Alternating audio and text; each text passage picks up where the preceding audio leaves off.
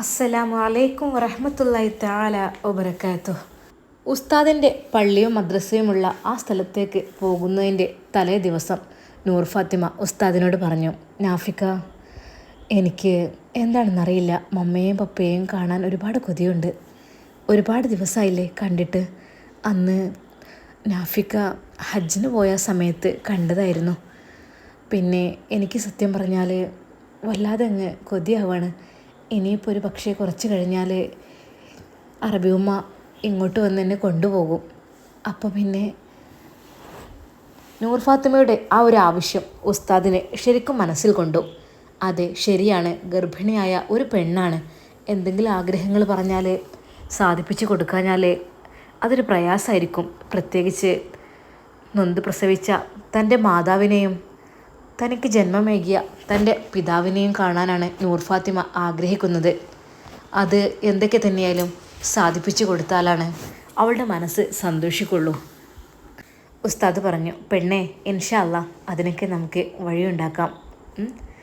നമുക്ക് പെട്ടെന്നൊന്ന് പോകണം എന്നല്ലേ. നാഫിക്ക, എന്തെന്നറിയില്ല, ഇന്നലെ രാത്രി ഒരുപാട് സമയം സ്വപ്നം കണ്ടു. അത് എനിക്ക് നേരിട്ട് കാണാൻ തോന്നാണ് മമ്മയെയും പപ്പയെയും. നൂർമോളെ, നീ വിഷമിക്കല്ലേ. പിറ്റേന്ന് രാവിലെ അതാ ഉസ്താദ് ഉമ്മയുടെ അടുക്കലേക്ക് പോകുന്നു. ഉമ്മ, ആ മോനെ, അല്ല ഇന്നെന്താ മോനെ നിങ്ങൾ രണ്ടുപേരും പോവാന്ന് പറഞ്ഞിട്ട് എന്താ പോകാതിരുന്നത്? ഉമ്മ, അത് അല്ലേ, ഞാനും വിചാരിച്ചു. അല്ല പിന്നെ വൈകുന്നേരമല്ലേ രാവിലെ പോകാമെന്ന് വിചാരിച്ചതാണ്. അവളൊരു കാര്യം പറഞ്ഞിട്ടുണ്ട്. എന്ത് കാര്യം? അല്ലേ, അവളുടെ വീട്ടിലേക്കൊന്ന് പോകണം, ഉമ്മയും ഉപ്പയും മമ്മയും പപ്പയും ഒന്ന് കാണണം എന്നൊക്കെ. ആ, അത് ശരി, അവൾക്ക് ആഗ്രഹം ഉണ്ടാവൂടാ, കുറേ ആയില്ലേ പോയിട്ട്. പിന്നെ ഈ ഒരു അവസ്ഥയിൽ യാത്ര ചെയ്യാന്നൊക്കെ പറയുമ്പോൾ സാരമില്ല, അവളുടെ ആഗ്രഹമല്ലേ. പക്ഷേ എനിക്ക് ചെറിയൊരു പേടിയുണ്ട് കേട്ടോ. ഈ ഒരു അവസ്ഥയിൽ അത്രയും ലോങ്ങ് പോകുകയെന്നൊക്കെ വെച്ചാലേ വിമാനത്തിലാവുമ്പോൾ പിന്നെ അത്ര അറിയില്ല എന്ന് തോന്നുക. ഇതിപ്പോൾ എത്രയൊക്കെ തന്നെയായാലും നമ്മളെ നാട്ടിലെ റോഡൊക്കെ അല്ലേ ഭയങ്കര ഗട്ടറും കുഴികളൊക്കെ ഉള്ളതല്ലേ. അതുകൊണ്ട് എനിക്ക് സാരില്ല, എന്തായാലും അവളുടെ ആഗ്രഹം സാധിപ്പിച്ചു കൊടുക്ക്. കാരണം എന്താണെന്ന് വെച്ചാലേ അവളുടെ മാതാപിതാക്കൾ എത്രയൊക്കെ തന്നെയായാലും നമ്മൾ എത്ര സ്നേഹം കൊടുത്താലും എന്തൊക്കെ തന്നെ വാരിക്കോരി കൊടുത്താലും പെറ്റ അമ്മയോടും ജന്മം നൽകിയ പിതാവിനോടുള്ള സ്നേഹം അത് മറ്റൊരാളോടും ഒരിക്കലും കിട്ടില്ല. അത് അങ്ങനെ ഒരു ആത്മബന്ധമാണ്. അപ്പോൾ എൻ്റെ മോനെന്നാൽ ഒന്ന് കൊണ്ടുപോയി കാണിച്ചു കൊടുക്കട്ടോ. പിന്നെ ധൃതി പിടിച്ച് ഇങ്ങോട്ട് പോയെന്ന് തന്നെ വരാൻ നിൽക്കണ്ട. 4-5 മണിക്കൂർ യാത്ര ഉള്ളതാണ്. അത് കഴിഞ്ഞ് അവിടെ എത്തി പിന്നെ തിരിച്ച് ഇങ്ങോട്ടിരുന്ന് പറയുമ്പോൾ അങ്ങനെയാണെങ്കിൽ നിങ്ങൾ കുറച്ച് നേരത്തെ പോകണമായിരുന്നോ? ഇന്നിപ്പോൾ ഇത് ഇത്ര വൈകിയത്? ഉമ്മ, അതിനിന്ന് സുബഹി നിസ്കാരം കഴിഞ്ഞതിന് ശേഷമാണ് അവൾ എന്നോട് പറഞ്ഞത്. രാത്രി മമ്മയും പപ്പയും സ്വപ്നം കണ്ടു, എനിക്കൊന്ന് കാണണം എന്നൊക്കെ. മോനെ, ആഗ്രഹം ഉണ്ടാവും, ഈ ഒരു അവസ്ഥയല്ലേ. അപ്പോൾ എന്തൊക്കെ തന്നെയായാലും അവർ കാണുമ്പോൾ ഒരു സമാധാനമായിരിക്കും. എന്നാലും മോനെ, ഇപ്പോൾ എത്രയും സമയം ഉമ്മ ഇപ്പോൾ 7-7:30 ആയി തുടങ്ങിയില്ലേ. എന്നാൽ മോൻ ചെല്ലേ, നിങ്ങളിപ്പോൾ തന്നെ പോയിക്കോ, ഫ്രഷ് ആയിട്ട് ഭക്ഷണം കഴിച്ച് പോയിക്കോളൂ. പിന്നെ ഇന്ന് ബുദ്ധിമുട്ടാണെങ്കിൽ വരണ്ട കേട്ടോ. കാരണം നീ ഒറ്റക്കാണ് എനിക്ക് പ്രശ്നമല്ല, പക്ഷെ അവളെയും കൂട്ടി പോകുമ്പോഴേ എന്തൊക്കെ തന്നെയായാലും ബുദ്ധിമുട്ടായിരിക്കും. അപ്പോൾ ഇന്ന് തന്നെ തിരിച്ചൊരു യാത്ര വേണ്ട, നാളെ വന്നാൽ മതി. മോൻക്ക് മദ്രസയിലേക്കും പള്ളിയിലേക്കും പോകാൻ നേരം വൈകുമോ? അതുമ്മ ലീവ് പറഞ്ഞാൽ മതി. അവളെന്നോട് അങ്ങനെ ഇങ്ങനെയൊന്നൊരു കാര്യമൊന്നും പറയാറില്ല. അവളെന്നോട് ആദ്യമായിട്ട് ആവശ്യപ്പെട്ടതായതുകൊണ്ട് എനിക്ക് അത് വേണ്ടെന്ന് പറയാനും സാരമില്ല മോനെ. അതെല്ലാവർക്കും ഉണ്ടാവൂടാ. എല്ലാവർക്കും അവനാൻ്റെ ഉമ്മയും ഉപ്പയൊക്കെ കാണാൻ ആഗ്രഹം ഉണ്ടാവില്ലേ? അതുപോലെ തന്നെയല്ലേ അവൾക്കും. അതിപ്പോൾ ജാതി ഏതാ മതം ഏതാ അങ്ങനെയൊന്നുമില്ലല്ലോ. എല്ലാവരും ഉമ്മാരും ഉപ്പാരും അമ്മയും പപ്പയും ഒക്കെ ഒന്ന് തന്നെയാണ്. എല്ലാം മാതാവ് പ്രസവിക്കുന്ന കുട്ടികൾ തന്നെയല്ലേ. അതിപ്പോൾ ജാതിയോ മതമൊന്നുമില്ലല്ലോ. ആ ഒരു സ്നേഹബന്ധം എല്ലാവർക്കും ഉണ്ടാവുമല്ലോ. എന്നാൽ മോനെ അവളോട് നാം പോയി പറഞ്ഞു. നൂർ ഫാത്തിമയുടെ അടുക്കിലേക്ക് ഉമ്മയാണ് ചെന്നത്. മോളെ, നൂർ മോളെ. ആ ഉമ്മ. ആ മോളെ, എന്താ വീട്ടിൽ പോണോ? അല്ലുമ്മ, ഞാൻ എന്തൊക്കെയോ സ്വപ്നം കണ്ടു ഇന്നലെ. നാഫിക്കയോട് ഞാൻ പറഞ്ഞിട്ടില്ല, പക്ഷേ സ്വപ്നം കണ്ടത് മറ്റു പലതുമാണ്. മോളെ എന്താണ്? അല്ലേ, മമ്മക്കെന്തോ എന്തൊക്കെയോ പ്രശ്നങ്ങളുള്ള പോലെ എന്നെ വിളിക്കുന്ന പോലെ. മോളെ, എൻ്റെ കുട്ടീനെ എനിക്കൊന്ന് കാണണം, ഈ ഒന്ന് വാ എന്നൊക്കെ പറഞ്ഞിട്ടാണ്. പക്ഷേ ഞാൻ നാഫിക്കയോട് അത് പറഞ്ഞിട്ടില്ല. എനിക്ക് സത്യം പറഞ്ഞാൽ അതിനുശേഷം ഒരു സമാധാനമല്ല, ഒന്ന് കണ്ടു വന്നിരുന്നെങ്കിൽ എന്ന് തോന്നുകയാണ്. കാരണം ഇനി എങ്ങനെയൊക്കെയൊന്നും പറയാൻ പറ്റില്ല. എന്താണെന്ന് വെച്ചാൽ ഇനി അറബി ഉമ്മൊക്കെ വന്നു കഴിഞ്ഞാൽ എന്നെ ഇവിടെ നിർത്തും തോന്നുന്നില്ല, എന്നെ കൊണ്ടുപോകും. അപ്പോൾ മോളെ എനിക്ക് മനസ്സിലാവുന്നുണ്ട്, അതൊന്നും ഉണ്ടാവില്ല, അതൊക്കെ പഴക്കിനാവല്ലേ, എന്തെങ്കിലുമൊക്കെ സ്വപ്നം കണ്ടെന്ന് വിചാരിച്ചിട്ട് അതൊന്നും സാരമില്ല, നിങ്ങൾ പോയി പോരൂ. പിന്നെ മോനെ നാഫി ഇവിടെ വന്നേ, സുൽഫത്തുമ്മ വിളിക്കുന്നു. നൂർ ഫാത്തിമയുടെ മുമ്പിൽ വെച്ച് പറയുന്നു, നിങ്ങൾ രണ്ടുപേരും ഇപ്പോൾ തന്നെ പോയിക്കോളൂ, ഭക്ഷണം കഴിച്ചിട്ട് പോയിക്കോളും. പോയിട്ട് ഇന്ന് തന്നെ തിരിച്ചു വരാൻ നിൽക്കണ്ട കേട്ടോ. ഇന്ന് നിങ്ങളുടെ വീട്ടിൽ സൗകര്യം ഉണ്ടെങ്കിൽ അവിടെ നിൽക്കുക, അല്ലെങ്കിൽ നിങ്ങൾ റൂം എടുത്ത് നിൽക്കുക. എന്നിട്ട് നാളെ വന്നാൽ മതി. ഇന്നൊരിക്കലും തിരിച്ചൊരു യാത്ര ഇങ്ങോട്ട് ചെയ്യരുത്. കാരണം ഒരുപാട് 10 മണിക്കൂറോളം യാത്ര തന്നെയാവും. ഇന്നൊന്ന് അവിടെ എത്തിയിട്ട് റിലാക്സായി റെസ്റ്റ് എടുത്തിട്ട് പിന്നെ നാളെ പോന്നാൽ മതി. ഓക്കെ, അതായിരിക്കും നല്ലത്.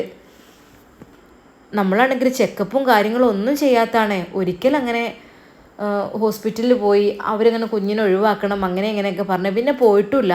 അവൾക്കാണെങ്കിൽ ഇഷ്ടമില്ല. ഉമ്മ അതിലൊക്കെ ഇപ്പം എന്താ, ചെക്കപ്പ് ചെയ്താലും എന്തൊക്കെ തന്നെ ചെയ്താലും നോക്കിയാലും നമ്മൾ അനുഭവിക്കേണ്ടി വരും. ഒരിക്കലും ഡോക്ടർമാർക്ക് പ്രസവിപ്പിക്കാനൊന്നും കഴിയൂല. ഇനിയിപ്പോൾ കഴിഞ്ഞാൽ തന്നെ അതിപ്പോൾ നമ്മളെ റിസ്ക്കും കൂടി ഉണ്ടെങ്കിൽ തന്നെ അത് നടക്കുള്ളൂ. അല്ലാതെ അവർക്ക് എളുപ്പം ചെയ്യാൻ കഴിയുന്ന വഴി ഓപ്പറേഷനാണ്. അതെ, സിസേറിയൻ ആകുമ്പോൾ അവർക്ക് എളുപ്പമുണ്ട്, പെട്ടെന്ന് ഒപ്പിടിക്കലും കീറലും. അല്ലാതെ പ്രസവത്തിന് അതിപ്പോൾ എങ്ങനെയൊക്കെ തന്നെയായാലും നമ്മൾ റിസ്ക് എടുത്താൽ തന്നെ നമ്മൾക്ക് സുഖപ്രസവം കിട്ടുള്ളൂ. പിന്നെ പഠിച്ച റബ്ബിൻ്റെ അനുഗ്രഹവും അതും കൂടി ഉണ്ടെങ്കിൽ. അതുകൊണ്ട് ഉമ്മ കുറച്ചൊക്കെ എനിക്കറിയുന്നല്ലേ കാര്യങ്ങൾ, ഞാനും എടുത്തിട്ടുണ്ട് പ്രസവം കാര്യങ്ങളൊക്കെ.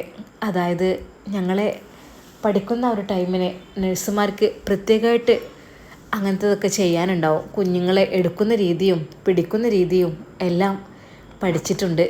ചെറിയ കുഞ്ഞു മക്കളെ കുളിപ്പിച്ചിട്ടുണ്ട്.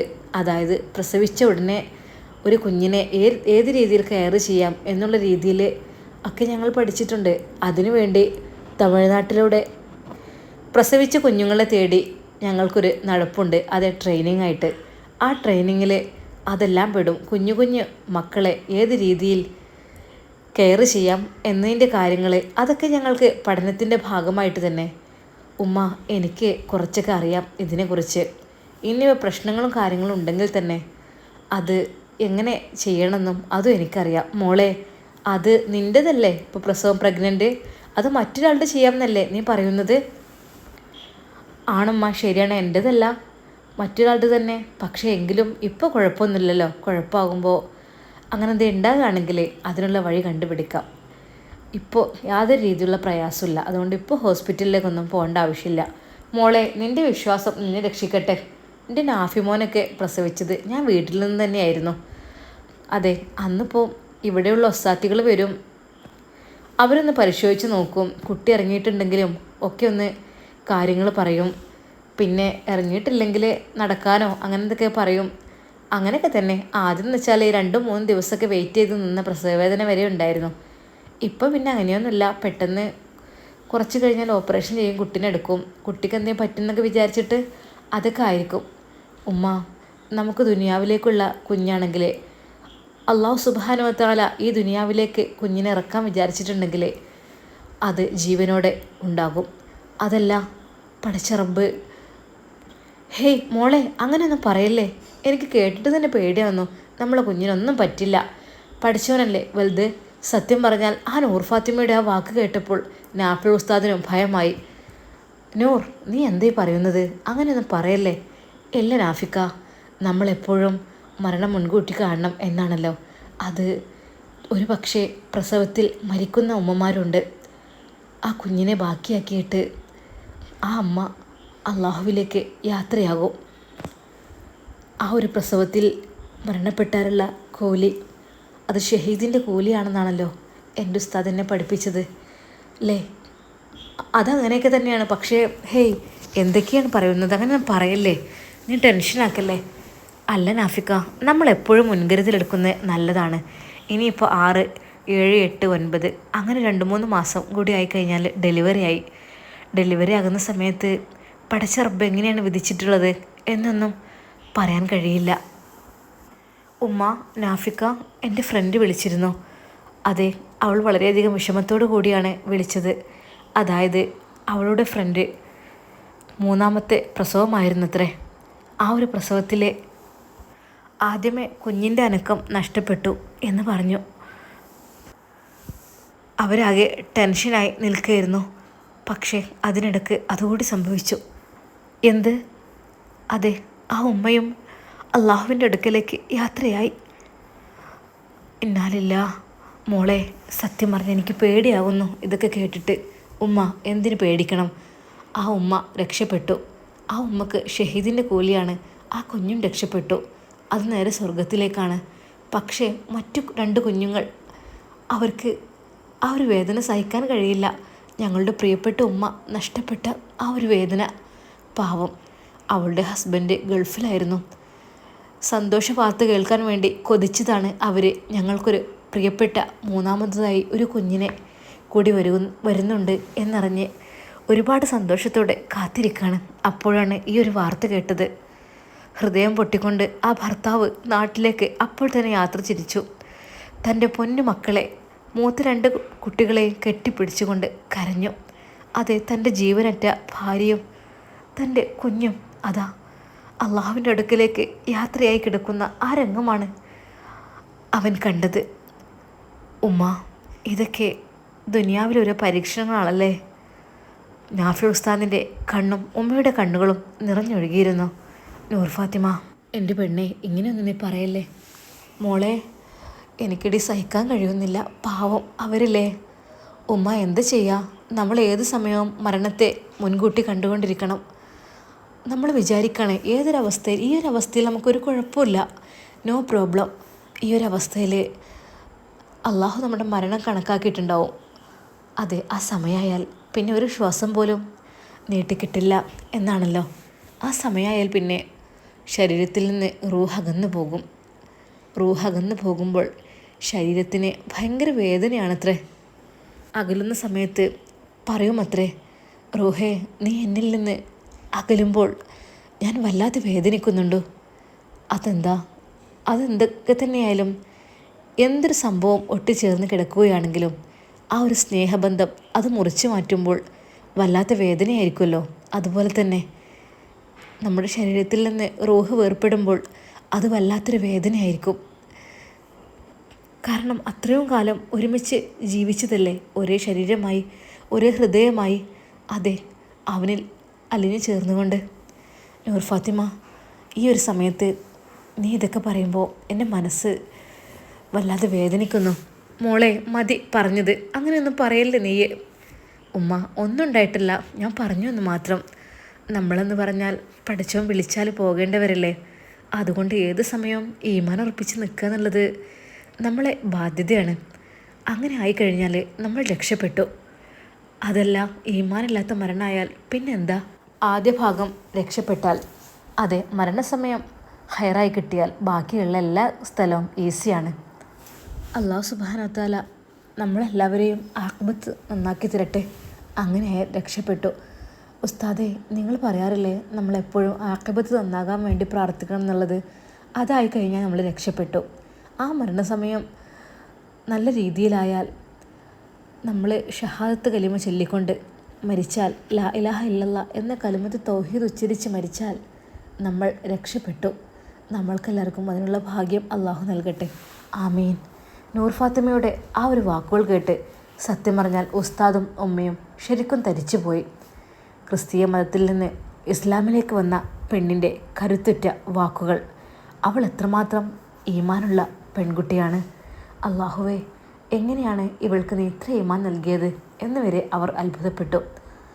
ഉമ്മ ചോദിച്ചു, മോളെ പോകണോ വീട്ടിലേക്ക്? ഉമ്മ, പോകാം. എന്തൊക്കെയാണെന്ന് പറയാൻ പറ്റില്ലല്ലോ. മമ്മയും പപ്പയും ഒന്ന് കണ്ടുവരാം ഇൻഷാ അല്ലാ. ഉമ്മ പോരുന്നോ? ഉപ്പാക്ക് കഴിയില്ലായിരിക്കില്ലേ? അങ്ങനെയെങ്കിൽ നമുക്ക് ഒരുമിച്ച് പോകാമായിരുന്നു. മോളെ, നിങ്ങൾ 2 പേരും പോയിക്കോ കേട്ടോ. എന്നിട്ട് ഞാൻ പറഞ്ഞ പോലെ ഇന്ന് തന്നെ തിരിച്ചു വരണ്ട കേട്ടോ. നാളെ വരാം. അങ്ങനെ മതി. അപ്പോഴേക്കും ഉമ്മ ഫുഡെല്ലാം ഉണ്ടാക്കി ടേബിളിൽ എത്തിച്ചിരുന്നു. നൂർ ഫാത്തിമ, മോളെ, നാഫി കഴിക്കടാ. അവർ എല്ലാവരും കൂടി ഭക്ഷണം കഴിക്കുന്നു. ഭക്ഷണമെല്ലാം കഴിഞ്ഞ് പാത്രങ്ങളെല്ലാം കഴുകി വെക്കാൻ വേണ്ടി നൂർ ഫാത്തിമ അടുക്കളയിലേക്ക് പോയപ്പോൾ ഉമ്മ സമ്മതിച്ചില്ല. മോളെ, നീ മാറ്റിപ്പോയിക്കോ, പിന്നെ ആ വയറ് നനയണ്ട. സിങ്കിൽ നിന്നൊക്കെ വെള്ളം തെറിച്ചിട്ട് വയറ് നനയുന്നുണ്ടോ എന്നെനിക്ക് തോന്നലുണ്ട് എപ്പോഴും. നീ പാത്രം കഴുകാനൊന്നും ഇങ്ങോട്ട് വരണ്ട കേട്ടോ. ഉമ്മ, അതൊന്നുമില്ല, അതൊന്നൊരു വിഷയമേ ഇല്ല. പഠിച്ച റബ്ബി എത്രമാത്രം സുരക്ഷിതമായാണ് നമ്മുടെ കുഞ്ഞിനെ സൃഷ്ടിച്ചത്. അതെ, മനുഷ്യ ശരീരത്തിലെ ഏറ്റവും അവസാനമായി നശിക്കുന്ന സ്ഥലം ഏതാണെന്ന് ഉമ്മക്കറിയോ? മോളെ, ഇല്ല, ഏതാണ്? ഉമ്മ, ഗർഭപാത്രമാണ്. മനുഷ്യ ശരീരത്തിലെ എല്ലാ അവയവങ്ങളും എല്ലാം നശിച്ചു പോകും, ശരീരത്തിലുള്ള എല്ലാം.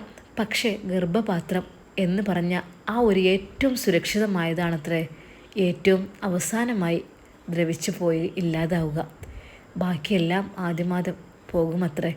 അത്രക്കും സുരക്ഷിതമായാണ് പടച്ച റബ്ബ് അത് സൃഷ്ടിച്ചിരിക്കുന്നത്. എല്ലാം അള്ളാഹുവിൻ്റെ കുദ്റത്ത്. മോളെ, ഇതെല്ലാം നിനക്ക് എങ്ങനെ അറിയാം? ഉമ്മ, ഏതൊരറിവ് കണ്ടാലും ഞാൻ പെറുക്കിയെടുക്കാൻ നോക്കും. ഹയറായത് എന്ത് കണ്ടാലും ഞാൻ നോക്കിയെടുക്കും, അതാണ്. നൂർ ഫാത്തിമ അവളുടെ ഡ്രസ്സെല്ലാം ബാഗിൽ വെച്ചു, നാഫി ഉസ്താദിൻ്റെയും. ഉമ്മ, എന്നാൽ ഞങ്ങൾ മക്കളെ പോയി വരി. ഉപ്പ, പോയി വരി, കുഴപ്പമൊന്നും ഉണ്ടാവില്ല. എൻ്റെ കുട്ടികളെ പഠിച്ച റബ്ബ് കാക്കും. അങ്ങനെ അത് ഉമ്മയോടും ഉപ്പയോടും സലാം പറഞ്ഞുകൊണ്ട് നൂർ ഫാത്തിമയും നാഫി ഉസ്താദും പുറപ്പെടുന്നു. നാഫിക്ക, സ്വർഗലോകത്തെത്തിയാൽ എന്ത് രസമായിരിക്കുമല്ലേ? പടച്ച റബ്ബിൻ്റെ സന്നിധിയിൽ നമുക്ക് സന്തോഷത്തോടു കൂടി ഒരു പേടിയില്ലാതെ ഇങ്ങനെ ജീവിക്കാം അല്ലേ? നല്ല റാഹത്തായിട്ട്. എനിക്ക് സത്യം പറഞ്ഞാൽ ദുനിയാവിനേക്കാൾ ഇഷ്ടം ആഖിറമാണ് നാഫിക്ക, സത്യമായിട്ടും. എന്താ നൂർ ഫാത്തിമ നീ ഇങ്ങനെയൊക്കെ പറയുന്നത്? നീ എന്നെ വിട്ട് പോകാനുള്ള പ്ലാനിങ് ആണോ? അങ്ങനെയല്ല നാഫിക്ക, എപ്പോഴും കരുതിയിരിക്കണം കേട്ടോ. ഇക്കയുടെ പ്രിയപ്പെട്ട പെണ്ണ്, പ്രിയപ്പെട്ട നൂർ ഫാത്തിമ ഏത് സമയവും ഈ ദുനിയാവ് വിട്ട് പോകും എന്നുള്ള കാര്യം എപ്പോഴും എൻ്റെ നാഫിക്ക ഓർക്കണം. എന്താ മോളെ നീ ഇങ്ങനെയൊക്കെ പറയുന്നത്? അത് എല്ലാവർക്കും അങ്ങനെ തന്നെയാണല്ലോ. നമ്മുടെ ഹബീബ് പറഞ്ഞിട്ടുണ്ട്, എന്ത്, സ്വല്ലല്ലാഹു അലൈഹി വസല്ലം, മരണം ചെരുപ്പിൻ്റെ വാറ് പോലെയാണെന്ന്. ഏത് സമയവും നമുക്ക് വരാം. അത് അസുഖമാണെന്നോ അങ്ങനെയൊന്നുമില്ല. അസുഖമായി കിടക്കുന്ന ഒരുപാട് വയസ്സായ ആളുകൾ അവിടെ ഉണ്ടാവും. പക്ഷെ പെട്ടെന്നായിരിക്കും അയൽപക്കത്തെ വീട്ടിലുള്ള 25 വയസ്സായ മകന് ഹാർട്ട് അറ്റാക്ക് മരണപ്പെട്ടു എന്ന് പറയുന്നത്. അപ്പോൾ ഈ വയസ്സായ ഉമ്മ വിചാരിക്കും, പഠിച്ചോനെ എന്തിനാ കുട്ടീനെ കൊണ്ടുപോയത്? ഞാൻ ഇത്രയും വയസ്സായി വയ്യാതെ ഇവിടെ നിൽക്കുന്നുണ്ടല്ലോ, എന്നെ കൊണ്ടുപോയിക്കൂടേനോ നിനക്ക് എന്ന് പറയും. മരണം എന്ന് പറഞ്ഞാൽ അങ്ങനെയാണ്. നമ്മൾ ഏത് നേരം കരുതി നിൽക്കുക, ഏത് നിമിഷവും ഉണ്ടാവും. അതന്നെ, അല്ലാതെ നമ്മൾ വിചാരിച്ച പോലെ ദുനിയാവിൽ എന്തൊക്കെ തന്നെ കെട്ടിപ്പടുത്താലും എന്തൊക്കെ തന്നെ നേടിയെടുത്താലും അതൊക്കെ ഉപേക്ഷിച്ച് നമ്മൾ പോകും, എല്ലാം ഇട്ടെറിഞ്ഞുകൊണ്ട്. നൂർമോളെ, ഞാൻ നിന്നോടൊരു കാര്യം പറയാട്ടോ. നീ എന്നെ എങ്ങനെ വേദനിപ്പിക്കരുത് കേട്ടോ. നീ പോകുന്ന കാര്യം പറഞ്ഞ് അത് എനിക്ക് നിൻ്റെ മുമ്പേ ഞാൻ പോകും, നോക്കിക്കോ, അതായിരിക്കും നല്ലത്. എൻ്റെ നൂർ ഫാത്തിമ, നീ ഇല്ലാത്ത ദുനിയാവ് അതൊട്ടും സുന്ദരമല്ല.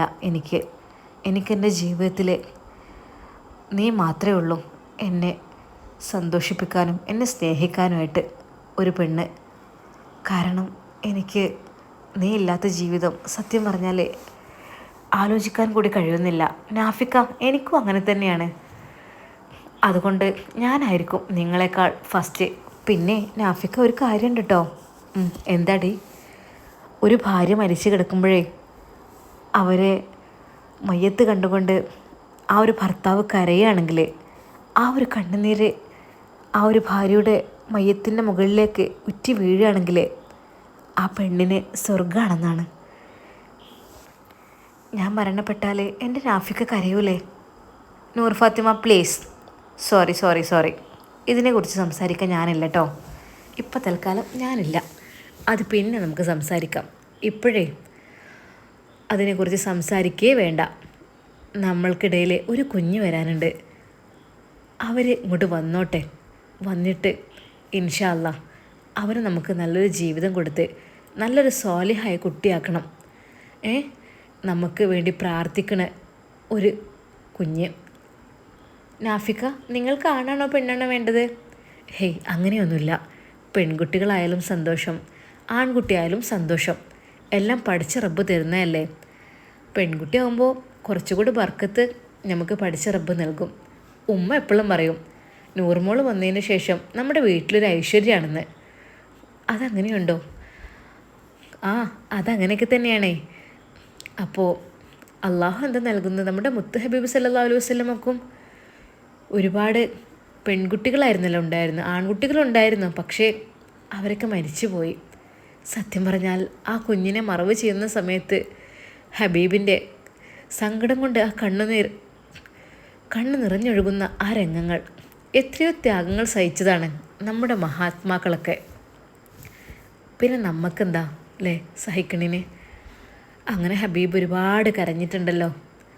അങ്ങനെ ഹബീബ് സല്ലല്ലാഹു അലൈഹി വസല്ലമക്ക് എന്തൊക്കെ തന്നെയായാലും വംശപാരമ്പര്യം നിലനിർത്തിയത് ഫാത്തിമ ബീവിയിലൂടെയാണല്ലോ. ഹസൈൻ ഹുസൈൻ അങ്ങനെയും ഉണ്ടാകും. അതുകൊണ്ട് തന്നെ അബുത്തർ എന്നുള്ള പേര് വരെ നബിക്ക് വന്നിരുന്നു, വാലില്ലാത്തവർ. മുശ്രിക്കുകൾ അങ്ങനെയാണ് വിളിച്ചിരുന്നത്. പിന്നെയല്ലേ ഇന്ന അഴുത്തേനേക്കൽ കോസർ എന്നുള്ള ആ ഒരു സൂറത്തിറങ്ങിയത്. അങ്ങനെയൊക്കെ പഠിച്ച റബ്ബേതായാലും കാത്ത് രക്ഷിക്കട്ടെ. നൂർ ഫാത്തിമ, നമുക്ക് എന്തെങ്കിലുമൊക്കെ പറഞ്ഞുകൊണ്ട് പോകാഞ്ഞാലേ, അല്ലെങ്കിൽ പിന്നെ ഞാൻ ഖുർആൻ വെക്കട്ടെ? കാറിൽ പാട്ട് വേണോ ഖുർആൻ വേണോ? നാഫിക്ക, എനിക്ക് ഇപ്പോൾ ഏറ്റവും ഇഷ്ടം എൻ്റെ നാഫിക്ക കൂടെ ഉണ്ടാകുമ്പോൾ സംസാരിച്ച് പോകുന്നതാണ്. പിന്നെ ഞാൻ ഒറ്റക്കാകുമ്പോൾ ഖുർആൻ പാരായണം അത് കേൾക്കും. അങ്ങനെയാണ് ഇഷ്ടം. സത്യം പറഞ്ഞാൽ നിങ്ങളുടെ ശബ്ദം ഇങ്ങനെ കേൾക്കുമ്പോഴേ എൻ്റെ മനസ്സിലേക്ക് വല്ലാത്തൊരു സന്തോഷമാണ്, ആനന്ദമാണ്. അങ്ങനെ നൂർ ഫാത്തിമയും ഉസ്താദും അതാ യാത്ര ചെയ്ത് 1.5 മണിക്കൂർ പിന്നിട്ടിരിക്കുന്നു. ഇനിയുമുണ്ട് കുറച്ചുകൂടെ യാത്രകൾ. നൂർ ഫാത്തിമ, ഞാനങ്ങോട്ട് വരുന്നത്, നമ്മളങ്ങോട്ട് ചെല്ലുന്നത് അവരറിഞ്ഞിട്ടുണ്ടോ? ഇല്ല നാഫിക്ക, ഒരിക്കലുമില്ല. സർപ്രൈസാണ്. മമ്മയും പപ്പയും ഒരു പക്ഷെ ഞെട്ടിപ്പോകും. സർപ്രൈസ് ആയിക്കോട്ടെ അല്ലേ? ഉമ്മ പറഞ്ഞിരുന്നു വിളിച്ച് പറയാനൊക്കെ. അതിൻ്റെ ആവശ്യമൊന്നുമില്ല. നമുക്ക് ഇനിയിപ്പോൾ വീട്ടിൽ നിൽക്കാൻ പറ്റിയിട്ടില്ലെങ്കിലും അവിടെ അപ്പുറത്ത് റൂം പോയി എടുക്കാം കേട്ടോ. അങ്ങനെയാകുമ്പോൾ നമ്മുടെ ഇഷ്ടത്തിന്. നാഫിക്ക, എന്തിന്? പാവം മമ്മയും പപ്പയും എനിക്ക് വേണ്ടി റൂം ഒരുക്കിയത് നിങ്ങൾ കണ്ടിട്ടില്ലല്ലോ. നാഫിക്കയും കൂട്ടി വരാൻ പറഞ്ഞതാണ്. ഇല്ല, സെറ്റപ്പാണല്ലോ, നീ അന്ന് പറഞ്ഞിരുന്നോ? അതെ നാഫിക്ക, പാവം നിസ്കരിക്കാനുള്ള സൗകര്യങ്ങളും കാര്യങ്ങളും എല്ലാ സെറ്റപ്പും ചെയ്തു വെച്ചിട്ടുണ്ട്. ഒരു മുസ്ലിമിനെ കൊണ്ടാണ് അത്രേ ആ റൂമൊക്കെ ക്രിയേറ്റ് ചെയ്തിപ്പിച്ചത്. അതിമനോഹരമായിരിക്കുന്നു. നമ്മൾക്ക് വേണ്ടിയുള്ള കട്ടിലും ബെഡും എല്ലാം അവിടെ സെറ്റാണ്. പിന്നെ നമുക്ക് മറ്റൊരു റൂം എടുക്കേണ്ട ആവശ്യമില്ലല്ലോ. അതല്ലേ അവർക്ക് എന്തെങ്കിലും ബുദ്ധിമുട്ട്, നമ്മളിങ്ങനെ മുസ്ലിംസ് അവിടെ വന്ന് താമസിക്കുമ്പോൾ നമ്മുടെ നിസ്കാരം ഖുർആൻ പാരായണം കൊണ്ട് അവർക്ക് ബുദ്ധിമുട്ട് വരരുതല്ലോ. അതുകൊണ്ടാണ്. നാഫിക്ക, അങ്ങനെയൊന്നുമില്ല. അതായത് നമ്മൾക്ക് വേണ്ടി എല്ലാം അവിടെ സെറ്റാക്കി വെച്ചിട്ടുണ്ട്. അതൊന്നും ഒരു കുഴപ്പമില്ല. ഇനിയിപ്പോൾ നാഫിക്കക്ക് അകത്തേക്ക് കയറാൻ മടിയാണെങ്കിൽ അവിടെ യേശു ക്രിസ്തുവിൻ്റെ ഫോട്ടോ ഒക്കെ ഉള്ളതല്ലേ, അതിനു വേണ്ടി ആ റൂമിൻ്റെ അപ്പുറത്തായിട്ട് പുറത്തു കൂടെ കിടക്കുവാനും ഉള്ളിലേക്ക് കയറുവാനും ഒരു സെപ്പറേറ്റ് വാതിൽ വെച്ചിട്ടുണ്ട്. ഉള്ളിലൊന്നുണ്ട്. അങ്ങനെയൊക്കെ വെച്ച് സെറ്റാക്കിയിട്ടുണ്ട്. അതും നമുക്ക് വിഷയമല്ല. ഉള്ളിലൂടെ കയറി വെച്ചിട്ട് ഇപ്പം എന്താ, അതൊന്നൊക്കെ നമ്മളുടെ വിശ്വാസം പോലല്ലേ ജീവിക്കുക. അതൊന്നും സാരല്ല നൂർ ഫാത്തിമ. നമുക്ക് ഇൻഷാ അല്ലാഹ് അവിടെ പോയിട്ട് എങ്ങനെ വെച്ചാൽ നമുക്ക് തീരുമാനിക്കാം. പറ്റുകയാണെങ്കിൽ നമുക്ക് പുറത്ത് റൂം എടുക്കാം. അല്ലെങ്കിൽ നാഫിക്ക, അതിൻ്റെ ആവശ്യമൊന്നുമില്ല. അല്ല പെണ്ണെ, നിനക്ക് ഫുഡ് കഴിക്കണ്ടേ? വെള്ളം കുടിച്ചപ്പോൾ നീ ഇല്ലല്ലോ. ഉമ്മ പറഞ്ഞിട്ടില്ലേ വെള്ളമൊക്കെ കുടിക്കണം എന്നുള്ളത്? വെള്ളം എടുത്ത് കുടിക്കേ. വണ്ടി ഒന്ന് സൈഡാക്കട്ടെ, ഒന്ന് ചൂടാറട്ടെ, ഒന്ന് നമുക്ക് റിലാക്സായി ഇവിടെ ഒന്നിങ്ങനെ ആ പ്രകൃതി ഭംഗി ആസ്വദിച്ചു കൊണ്ട് നിൽക്കാം. ബുദ്ധിമുട്ടുണ്ടോ? ഇല്ല, അതല്ലേ ഒരുപാട് സമയം ഇരുന്നതല്ലേ. ഇനി ഒന്ന് എണീറ്റിട്ട് നമ്മുടെ കുഞ്ഞിനെ ഒന്ന് റിലാക്സ് ആക്കണ്ടേ? നാഫി ഉസ്താദ് നൂർ ഫാത്തിമയെ എഴുന്നേൽപ്പിക്കുവാൻ വേണ്ടി ശ്രമിക്കുന്നു. നാഫിക്ക, ഒരുപാട് സമയം ഇരുന്ന് കഴിഞ്ഞാലേ പിന്നെ എണീക്കാൻ കുറച്ച് പ്രയാസമാണ്. അത് സാരല്ല, കൈ വിട്ടോളൂ, ഞാൻ എണീറ്റോളാം. അങ്ങനെ അതാ നൂർ ഫാത്തിമ പതുക്കെ കാറിൽ നിന്ന് എഴുന്നേൽക്കുന്നു. കൈ പിടിച്ചുകൊണ്ട് ഉസ്താദ് അവളെ അതാ ഡോറിൻ്റെ പുറത്തേക്ക് ഇറക്കുന്നു. അവിടുത്തെ ആ മനോഹരമായ സ്ഥലം അവർ രണ്ടുപേരും നോക്കി നിൽക്കുന്നു. അവിടെ ഒരു തട്ടുകടയിൽ നിന്ന് ചായയും വാങ്ങി നാഫി ഉസ്താദ് അതാ ആ കാറിനടുത്തേക്ക് വരുന്നു. അവർ രണ്ടുപേരും അത് ആസ്വദിച്ചുകൊണ്ട് കുടിക്കുന്നു. ഇൻഷാ അല്ലാഹ് ഇതിൻ്റെ ബാക്കി ഭാഗം നാളെ കാണാം. എല്ലാവർക്കും അസ്സലാമു അലൈക്കും വറഹ്മത്തുള്ളാഹി.